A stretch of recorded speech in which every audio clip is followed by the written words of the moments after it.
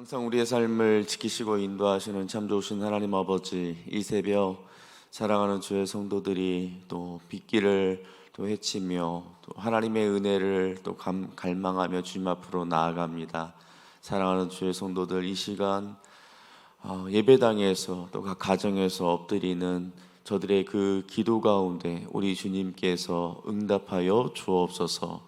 전 세계적으로 변종 바이러스로 인하여 두려움에 떨고 있는 이때 사랑하는 주의 백성들의 마음 가운데 하나님이 주시는 평강이 충만할 수 있도록 주님 역사하여 주옵소서.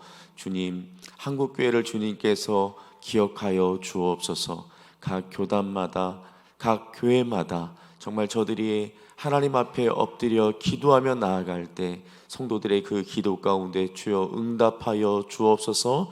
한국교회가 하나님의 말씀 위에서 또 기도하면서 다시금 살아나는 놀라운 역사가 있게 하여 주옵소서. 이 새벽 우리가 주의 말씀을 듣기를 원합니다. 우리에게 말씀하여 주옵소서. 예수님의 이름으로 기도하였습니다. 아멘. 우리 찬송가 342장, 구찬송가는 395장입니다. 찬송가 342장, 구찬송가는 395장입니다. 너 시험을 당해 죄 짓지 말고 너 용기를 나의 곧 물리치라. 너 시험을 이겨 새 힘을 얻고 주 예수를 믿어 늘 승리하라. 우리 구주의 힘과 그의 위로를 빌라. 주님 내 편에 서서 항상 놓으시리. 내 친구를 삼가 잘 선택하고 너 언행을 삼가 늘 조심하라. 너 열심을 다해 늘 충성하고 온 정성을 다해 주 봉사하라. 우리 구주의 힘과 그의 위로를 빌라. 주님 내 편에 서서 항상 도우시리. 잘 이기는 자는 상 받으리니 너 낙심치 말고 늘 전진하라. 내 구세주 예수 힘 주시리니 주 예수를 믿어 늘 승리하라. 우리 구주의 힘과 그의 위로를 빌라. 주님 내 편에 서서 항상 놓으시리. 아멘. 하나님의 말씀 사사기 14장 1절부터 20절까지 말씀입니다. 사사기 14장 1절부터 20절까지의 말씀입니다. 우리 한 절씩 교독하도록 하겠습니다. 삼손이 딥나에 내려가서 거기서 블레셋 사람의 딸들 중에서 한 여자를 보고 올라와서 자기 부모에게 말하여 이르되 내가 딥나에서 블레셋 사람의 딸들 중에서 한 여자를 보았사오니 이제 그를 맞이하여 내 아내로 삼게 하소서. 아멘. 그의 부모가 그에게 이르되 내 형제들의 딸들 중에나 내 백성 중에 어찌 여자가 없어서 내가 할례 받지 아니한 블레셋 사람에게 가서 아내를 맞으려 하느니 아니. 삼손이 그의 아버지에게 이르되 내가 그 여자를 좋아하오니 나를 위하여 그 여자를 데려오소서 하니라. 그때 블레셋 사람이 이스라엘을 다스린 까닭에 삼손이 틈을 타서 블레셋 사람을 치려 함이었으나 그의 부모는 이 일이 여호와께로부터 나온 것인 줄은 알지 못하였더라. 삼손이 그의 부모와 함께 딥나에 내려가 딥나의 포도원에 이른즉 젊은 사자가 그를 보고 소리 지르는지라. 여호와의 영이 삼손에게 강하게 임하니 그가 손에 아무것도 없이 그 사자를 염소 새끼를 찢는 것 같이 찢었으나 그는 자기가 행한 일을 부모에게 알리지 아니하였더라. 그가 내려가서 그 여자와 말하니 그 여자가 삼손의 눈에 들었더라. 얼마 후에 삼손이 그 여자를 맞이하려고 다시 가다가 돌이켜 그 사자의 죽음을 본즉 사자의 몸에 벌떼와 꿀이 있는지라. 손으로 그 꿀을 떠서 걸어가며 먹고 그의 부모에게 이르러 그들에게 그것을 드려서 먹게 하였으나 그 꿀을 사자의 몸에서 떠왔다고는 알리지 아니하였더라. 삼손의 아버지가 여자에게로 내려가매 삼손이 거기서 잔치를 베풀었으니 청년들은 이렇게 행하는 풍속이 있음이더라. 무리가 삼손을 보고 30명을 데려와서 친구를 삼아 그와 함께하게 한지라. 삼손이 그들에게 이르되 이제 내가 너희에게 수수께끼를 내리니 잔치하는 이래 동안에 너희가 그것을 풀어 내게 말하면 내가 베옷 30벌과 겉옷 30벌을 너희에게 주리라. 그러나 그것을 능히 내게 말하지 못하면 너희가 내게 배우 30벌과 겉옷 30벌을 줄지니라 하니 그들이 이르되 내가 수수께끼를 내면 우리가 그것을 들으리라 하매 삼손이 그들에게 이르되 먹는 자에게서 먹는 것이 나오고 강한 자에게서 단 것이 나왔느니라 하니라. 그들이 사흘이 되도록 수수께끼를 풀지 못하였더라.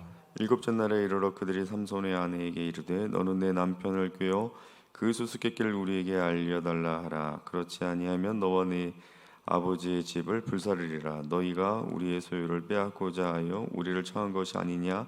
그렇지 아니하니 삼손의 아내가 그의 앞에서 울며 이르되 당신이 나를 미워할 뿐이요 사랑하지 아니하는도다. 우리 민족에게 수수께끼를 말하고 그 뜻을 내게 알려주지 아니하도다 하는지라. 삼손이 그에게 이르되 보라 내가 그것을 나의 부모에게도 알려주지 아니하였거든 어찌 그대에게 알게 하려 하였으나. 7일 동안 그들이 잔치할 때 그의 아내가 그 앞에서 울며 그에게 강요함으로 일곱째 날에는 그가 그의 아내에게 수수께끼를 알려주매 그의 아내가 그것을 자기 백성들에게 알려주었더라. 일곱째 날에 지기 전에 성읍 사람들이 삼손에게 이르되 무엇이 꿀보다 달겠으며 무엇이 사자보다 강하겠느냐 한지라. 삼손이 그들에게 이르되 너희가 내 암송아지로 밭갈지 아니하였더라면 내 수수께끼를 능히 풀지 못하였으리라 하니라. 여호와의 영이 삼손에게 갑자기 임하심에 삼손이 아스글론에 내려가서 그곳 사람 30명을 쳐 죽이고 노력하여 수수께끼 푼 자들에게 옷을 주고 심히 노하여 그의 아버지의 집으로 올라갔고 삼손의 아내는 삼손의 친구였던 그의 친구에게 준 바 되었더라. 아멘. 사사기에 등장하는 사사들 가운데 가장 유명한 사사가 삼손이 아닐까 생각이 됩니다. 아마 교회 다니지 않는 분들도 삼손이 어떤 존재라는 것을 알 정도로 삼손은 그만큼 유명하죠. 자, 그리고 사실상 사사들 가운데 개인적인 능력이 가장 뛰어난 사사도 사실은 삼손입니다. 그래서 그런지는 모르겠지만 우리가 사사기를 쭉 보다 보면 다른 사사들은 그 어느 지파가 됐던 그 지파에서 이제 군대를 모아서 그 군대와 함께 이렇게 전쟁을 하는 반면 이 삼손은 어떻게 합니까? 항상 보면 혼자서 그렇게 적들을 맞이하여서 싸우는 것을 보게 됩니다. 자, 오늘 우리가 읽은 본문 바로 앞에 있는 사사기 13장 25절 말씀을 우리 같이 한번 읽어보도록 하겠습니다.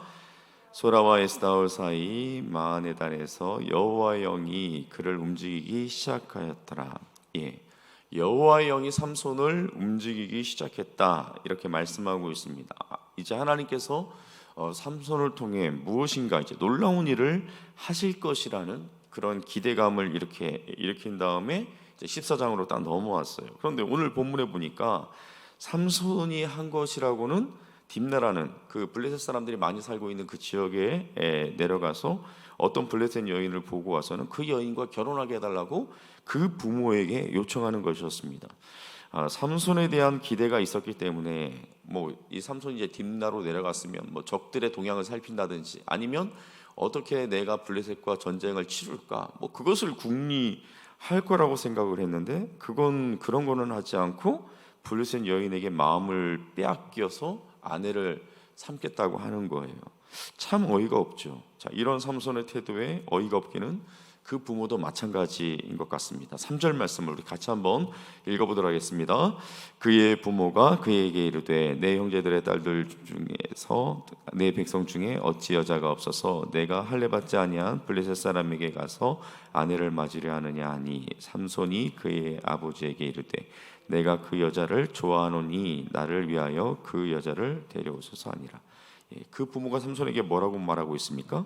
이스라엘 족속들 가운데 여자가 없어서 할례 받지 못한 저 블레셋 여인을 아내로 맞이하려고 하느냐, 이렇게 이제 거의 뭐 꾸짖듯이 그렇게 이야기합니다. 더군다나 삼손은 일반 그런 이스라엘 백성이 아니죠. 일반인이 아닙니다. 삼손은 나실인이에요. 나실인. 그 부모가 누구보다도 이 사실을 잘 알고 있었을 뿐만 아니라 아마 이 부모는 태어날 때부터 삼손을 이제 그렇게 키워왔겠죠.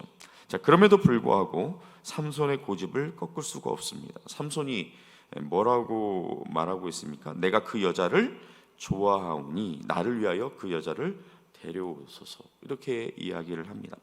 자, 그런데 여기 이제 삼손이 내가 그 여자를 좋아하오니에서 쓰인 이 좋아하오니, 이 단어가 히브리어로 야사르라는 단어예요. 야사르. 근데 이 단어가 사실은 좋다라는 의미보다는 원래대로 이거를 해석하면 어떤 의미냐면 옳다, 바르다, 이런 뜻입니다. 그러니까 원문에 가깝게 해석하면 내가 그 여자를 옳게 생각하니 나를 위하여 그 여자를 데려오소서 하는 의미예요. 자, 그런데 우리가 사사기에 이렇게 등장하는 그 이스라엘 백성들의 그 특징을 묘사하는 그 구절이 있어요. 간혹 등장하는 구절이 있는데 어떤 구절입니까? 그때에는 이스라엘의 왕이 없었으므로 사람마다 자기 소견에 옳은 대로 행하였더라. 그러니까 삼손의 눈에 그 여자가 자기에게 옳게 보였다라는 것이죠. 삼손의 이런 행동이 자기 소견에 옳은 대로 행했던 그러한 이스라엘의 그 모습, 전형적인 그들의 모습을 보여주는 그런 표현인 것 같습니다. 자, 그런데 삼손의 이런 행동에 대해 사절에 보니까 조금 혼란스러운 그런 말씀이 등장하고 있어요. 우리 4절 말씀을 같이 한번 읽어보도록 하겠습니다. 그때 블레셋 사람이 이스라엘을 다스린 까닭에 삼손이 틈을 타서 블레셋 사람을 치려함이었으나 그의 부모는 이 일이 여호와께로부터 나온 것인 줄은 알지 못하였더라. 여기 뭐라고 말하고 있습니까? 그의 부모는 이 일이 여호와께로부터 나온 것인 줄은 알지 못하였다, 그렇게 말씀하고 있어요.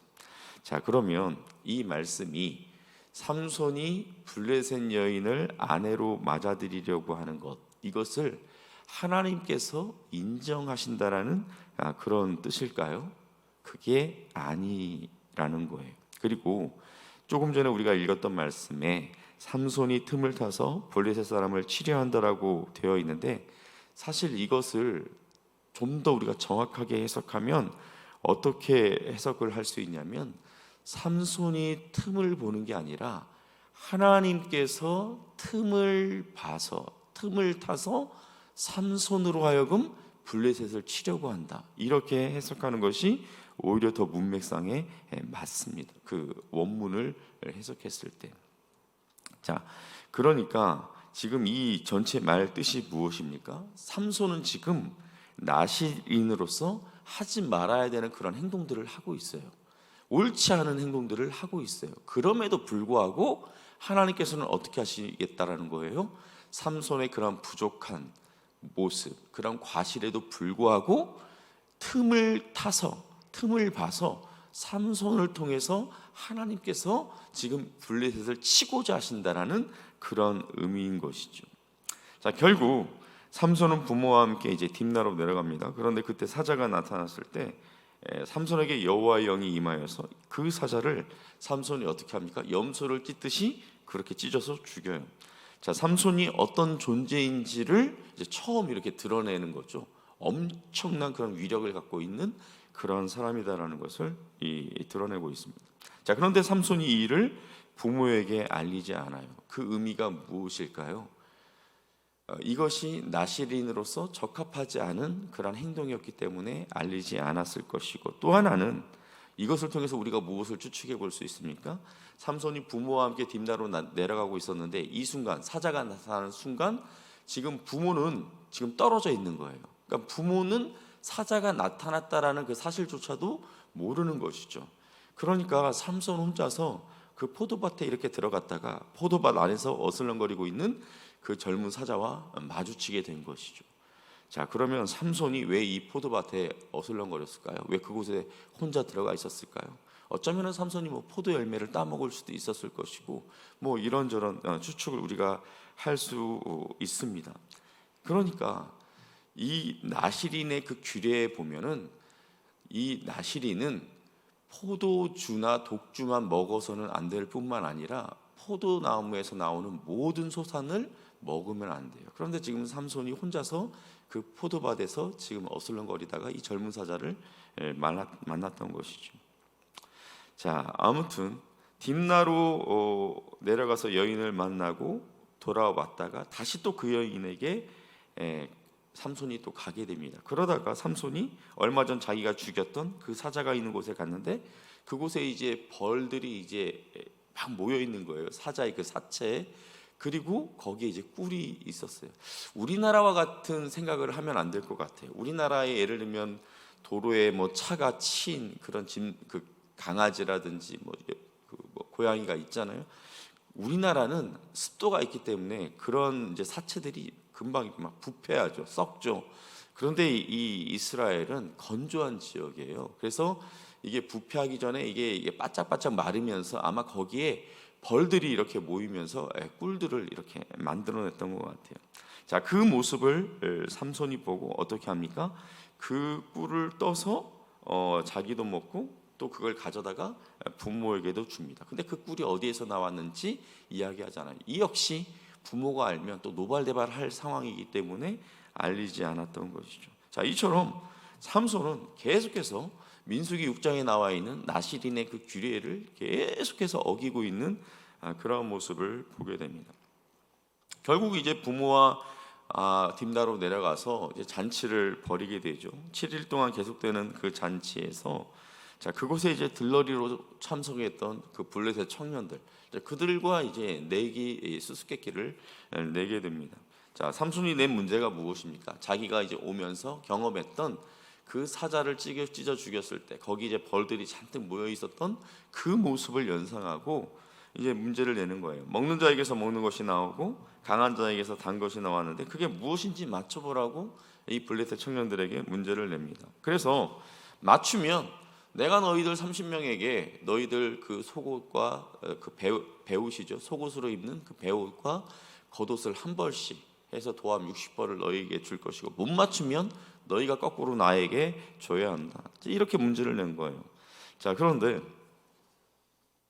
아마 뭐 30명이니까 머리를 이제 맞대어서 이것을 맞출 것이다라고 아마 그들은 생각했을 거예요. 그런데 이제 그들이 이제 결국 풀지 못하게 되니까 어떻게 합니까? 삼손과 결혼한 그 여자를 협박합니다. 답을 알아오지 않으면 너와 너의 아부의 집을 다 불살라 버리겠다.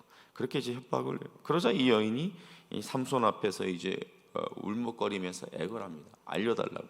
그럼 삼손이 자기 부모에게도 알려주지 않은 것을 어떻게 내가 당신에게 알려주겠습니까? 그런데 계속해서 이 여인이 이제 울면서 그렇게 애걸을 하니까 결국 어떻게 해요? 알려주고 결국 삼손은 내기에서 지게 됩니다. 여인의 간청에 무너지는 이 삼손의 모습을 보면서 나중에 이제 들릴라에게 이제 무너지는 그 삼손의 그런 모습이 이렇게 오버랩되고 있는 것을 우리는 보게 됩니다. 결국 뭐 삼손의 계획이 실패한 거죠. 그런데 우리 19절 말씀을 같이 한번 읽어보도록 하겠습니다. 19절 말씀 시작. 여호와의 영이 삼손에게 갑자기 임하심에 삼손이 아스글론에 내려가서 그곳 사람 30명을 쳐 죽이고 노력하여 수수께끼 푼 자들에게 옷을 주고 심히 노하여 그의 아버지의 집으로 올라갔고. 자, 그런데 그때 갑자기 삼손이 실패한 것처럼 보이는 그 순간에 여호와의 영이 삼손에게 임하여서 삼손이 어디로 내려갑니까? 여기 아스글론, 여기도 이제 블레셋 사람들이 많이 모여 살던 곳인데 이곳으로 내려가서 블레셋 사람들 30명을 쳐서 죽이고 그들의 옷을 빼앗아서 수수께끼를 푼 자들에게 주고 자기는 집으로 가버립니다. 결국 내기에 져서 옷을 주지 않으려고 삼손의 신부감을 협박했던 그 블레셋 청년 30명 때문에 자신들의 동포 다른 블레셋 사람 30명이 죽임을 당하였습니다. 자, 오늘 이제 우리가 이제 삼손에 대한 말씀을 대략적으로 살펴봤는데요. 오늘 말씀에서 삼손은 어떻게 합니까? 나실인으로서는 이해가 되지 않는 그런 행동들을 계속해서 했죠. 자, 그럼에도 불구하고 하나님은 삼손을 통해서 당신이 이제 이루시고자 하시는, 즉 이스라엘의 그 구원을 계속해서 이루어 가시는 것을 보게 됩니다. 자, 우리가 이 세상을 살아갈 때 결과가 좋게 나왔다고 그 모든 것을 다 하나님이 인정해 주신다고 생각해서는 안 된다라는 거예요. 사무엘상 1장에 보면 한나가 괴로워서 하나님 앞에 기도합니다. 그런데 그때 영성이 흐려질 대로 흐려진 엘리 제사장이 이 한나에게 다가와서 한나가 기도한다라는 것을 미처 생각지 못하고 한나를 향해서 뭐라고 이야기하냐면 마치 그 한나가 술 취한 줄 알고 좀 술 좀 작작 마셔라 뭐 이렇게 이제 이야기를 해요. 자, 그러자 이제 한나가 그게 아니라 자신의 심정이 너무나 괴로워서 하나님 앞에 기도한 것이다 이제 이렇게 이야기하니까 엘리 제사장이 한나에게 뭐라고 이야기합니까? 평안히 가라. 이스라엘의 하나님이 네가 기도하여 구한 것을 허락하시기를 원하노라. 이제 그렇게 이제 축복하면서 한나를 이제 보내줘요. 결국 한나가 사무엘을 낳게 됩니다. 여러분, 엘리 제사장이 훌륭해서 그가 한나를 향하여 축복한 그것을 하나님께서 들어주신 걸까요? 그렇죠? 엘리 제사장은 흠이 많은 사람이었어요. 영성이 흐려질 대로 흐려진 그런 사람이었어요. 그럼에도 불구하고 어떻게 합니까? 하나님은 그의 축복도 사용하셔서 한나로 하여금 아이를 갖게 하셨습니다. 자, 이처럼 때로 하나님은 우리의 부족함에도 불구하고 당신의 목적하신 바를 이루어 가실 때가 있다라는 것입니다. 여러분, 과거에 한국 교회가 엄청나게 성장을 했었어요. 폭발적으로 성장을 했죠. 물론 한국 교회의 열정과 열심이 있었어요. 그럼 그렇다고 해서 그 순간에 한국 교회에 함께했던 그 모든 목회자들, 그때 성도들의 그 모든 모습을 하나님께서 옳다라고 다 인정하셨을까요? 아니요. 그 가운데는 하나님 보시기에 좋지 않은 그러한 성도들의 모습도 있었을 것이고요. 좋지 않은 목회자들의 그러한 모습들도 있었을 것입니다. 목회자의 그 결함에도 불구하고 교회가 폭발적으로 이렇게 성장하는 그런 교회도 있어요. 그렇다고 해서 그 목회자와 그 교회가 항상 하나님 앞에 바르다라고는 우리가 이야기할 수 없다라는 것이죠. 우리는 결과만을 가지고 결과가 좋으니까 우리의 모든 삶을 하나님께서 인정하실 거야, 그렇게 생각하는 함정에 빠져서는 안 된다라는 것입니다. 항상 우리는 어떻게 합니까?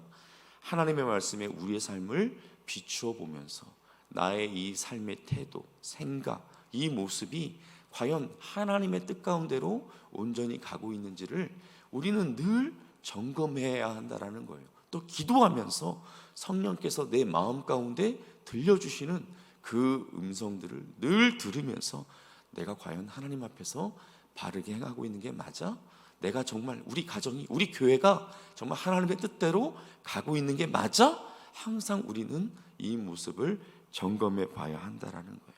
우리 교회가 평안하다고, 또 계속해서 수적으로 늘어난다고 우리 교회가 하나님의 뜻 가운데 걸어가고 있다라는 그러한 착각을 해서는 안 된다라는 것입니다. 끊임없이 우리는 말씀에 비추어 보는 그러한 주의 백성들, 주의 공동체가 될 수 있기를 주님의 이름으로 축복합니다. 아멘. 우리 시간 같이 한번 기도할 때 먼저 화요일 기도 제목을 가지고 먼저 기도하도록 하겠습니다.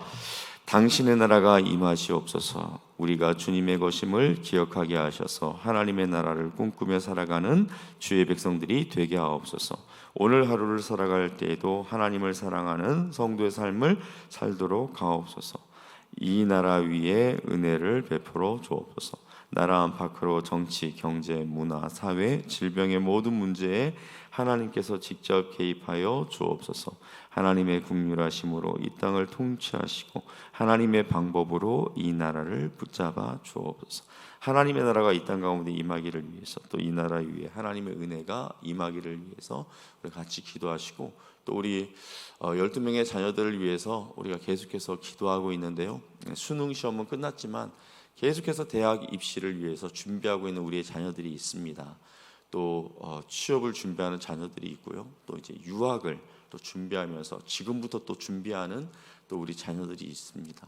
이들에게 정말 중요한 시기입니다. 이들이 이 시간들을 통해서 우리 하나님을 더 깊이 있게 만나는 그런 귀한 은혜가 있게 해달라고, 또 저들의 앞길을 우리 하나님께서 이끌어 주시고 저들의 앞길을 열어달라고 위해서 기도하시고, 또 오늘 말씀을 생각하면서 늘 내가 깨어서 하나님의 말씀을 늘 나의 삶에 비추어보며 하나님의 뜻 가운데 걸어가는 우리의 모습이 될 수 있게 해달라고, 우리 공동체가 될 수 있게 해달라고, 이 시간 같이 한번 주여 한번 부르짖고 우리 같이 한번 우리의 간절한 기도 제목을 가지고 하나님 앞에 기도하도록 하겠습니다.